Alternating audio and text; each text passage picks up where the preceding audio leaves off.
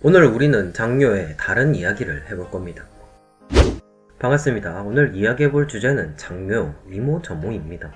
장묘는 다른 곳에서도 많은 군공을 쌓았지만 합비에서 엄청난 무용을 뽐냈죠. 그러나 오늘 할 이야기는 이런 진부한 이야기를 차치한 다른 이야기를 해보려 합니다. 바로 가시죠. 장묘의 일반적으로 알려진 주군은 여포, 조조입니다. 그러나 정원이 장묘가 뛰어나다고 봐서 자신의 수하에 두고 장묘를 자신의 수하로 삼은 후 수도 낙양으로 보냈는데, 이 말인즉 당시 집권하고 있던 하진의 휘하에서도 이랬단 뜻이 되죠.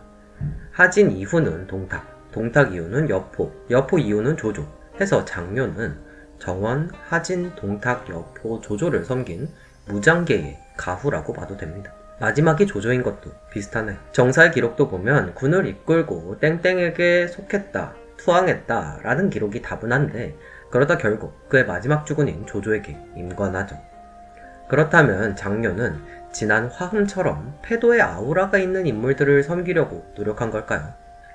하진을 제외한 나머지 4명은 무용이 뛰어났다는 기록이 있습니다. 장묘가 처음 섬긴 인물은 정원이었고 마지막은 조조였죠. 그리고 여포를 제외한 나머지 4명은 이미 권력이 갖춰진 상태의 안정권에 들어있는 세력들이었습니다.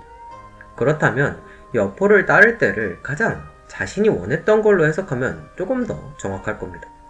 여포는 가장 불안한 세력이었으니까요. 여포는 무용이 뛰어났죠. 그러나 고순과의 일화를 보면 자신의 휘하 장수에 대한 애정이나 의리 같은 건 없었습니다. 즉 여포는 무용 이거 하나죠. 해서 장묘는 주군을 고를 때 무용을 1티어로 두었다라고 생각할 수 있죠. 그렇다면 기록엔 없지만 하진도 백정 출신의 힘으로 어느 정도의 무용은 지니고 있었거나, 아니라면 정원의 지시로 그냥 원하지 않는 주군에게 잠시 의탁했던 것 뿐이라고 볼 수도 있겠습니다. 동탁은 말할 것도 없고 정원 또한 말타기 활쏘기에 능했다고 하며 무용을 갖추었고 무공으로 명성을 떨쳤다는 기록이 있으니 뛰어난 무용의 소유자였을 것이고, 조조 또한 이동자보의 무제가 남들보다 뛰어나니 와 위서의 기록들을 본다면 꽤나 무용이 있었을 수도 있겠다라는 기록이 있죠.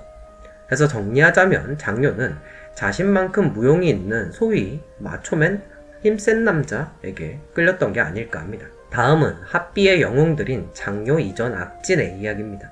합비 공방전 이전의 이전전에 따르면 이전 악진 장묘는 평소에 서로를 싫어했다는 기록이 있습니다. 즉 이들은 그 강도는 알 수 없지만 마치 위연, 양이 등과 비슷한 상태였다는 것을 알 수 있죠.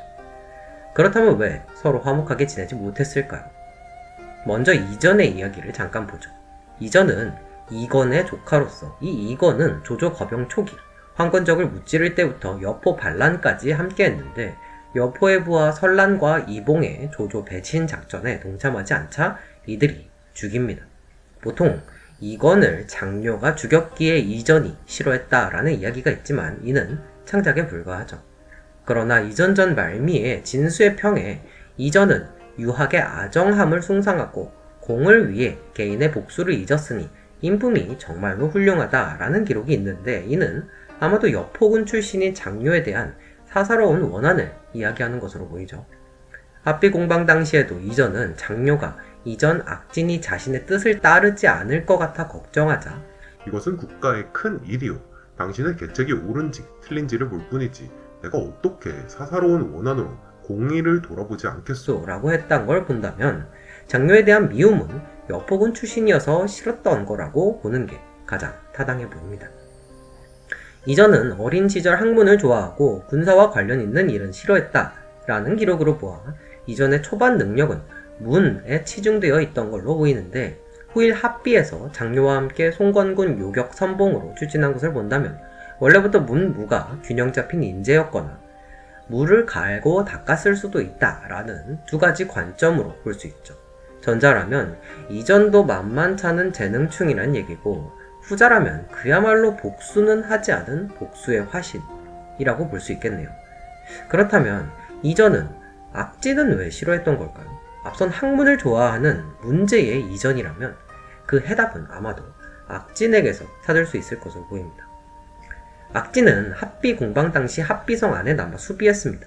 이전 장료는 서로 대화한 기록도 있고 이에 따라 추측 가능한 이야기가 있지만 악진과 이전 장료는 특별한 연결고리가 없음에도 화목하지 않았다는 것을 본다면 아마도 여러 추측들 가운데 악진, 이전이 항장 출신인 장료의 지위를 받는 것에 불만을 품었을 것이다 라는 의견이 가장 의미 있는 추측이 될 듯하죠.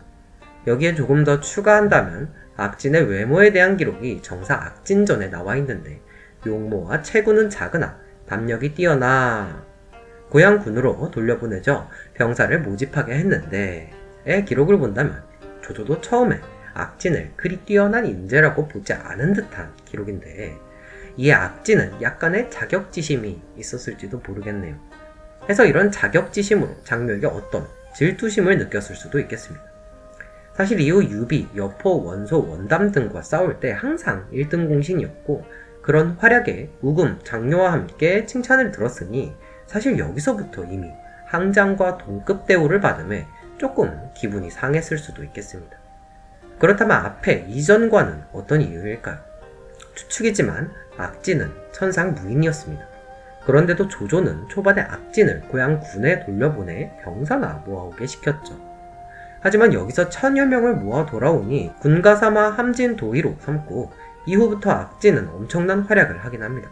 관도에선 순우경을 참수하기도 하고 그 관우를 폐주시켰다고 하는데 이게 사실이라면 아마도 많은 이들이 만인지적으로 부르는 관우를 이겼다는 자신감에 콧대가 조금 높아졌을 수도 있죠. 여튼 이런 악진에게 이전은 그냥 한낱 공부쟁이 서생 같았을 수 있습니다. 문무를 겸비했다는 것은 좋은 일이지만 합비 전까지 이전은 최전방에서 싸운 적이 거의 없었습니다. 관도에서는 정욱과 함께 군량 수송을 담당했고 하우돈이 유비와 싸울 때도 본진을 지키다가 하우돈을 구원하러 갔지만 유비가 도망쳐서 싸우진 못했죠.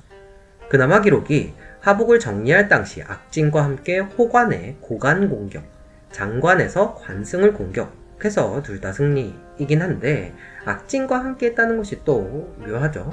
그리고 장료는 말할 것도 없이 조조가 아꼈죠. 앞서 말씀드린 것처럼 장료는 최대 5명의 군주를 섬겼습니다. 일단 이거 하나만으로 본다고 해도 이전 악진처럼 일편단심 온리 조조였던 인물들에게 충분히 좋은 소리 듣기 어려울 수 있죠. 초계 항장인 강윤, 왕평, 하후패 같은 인물들은 초계 인재가 없으니 중이 쓰이는구나 할 수 있습니다. 그러나 오나라의 문흠만 해도 주의 여거 같은 인물들과 사이가 안 좋았다는 이야기가 있으니 이처럼 항장 출신은 좋은 소리 듣기 어렵죠. 문흠 같은 인물도 주의 여거 같은 중신 대열의 인물과 트러블이 있었는데 장료는 오죽하겠습니까? 그런 장료 또한 이전 악진과 같은 마음이었다면 아마도 아니 장패도 항장이고 장압, 서왕 등등 다 항장인데 왜 나한테만 지랄? 이겠죠. 해서 이 3명의 이야기를 정리해보자면 이전은 삼촌 죽인 여포군 소속 플러스 항장놈, 악진은 항장놈 주제에 나랑 동급, 장료는 항장이라고 하도 지랄해서 싫어함. 이렇게 정리해볼 수 있겠죠.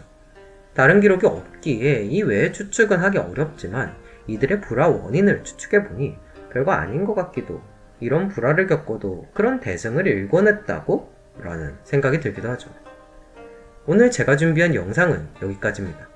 조택구할은 영상 제작에 큰 힘이 됩니다. 감사합니다.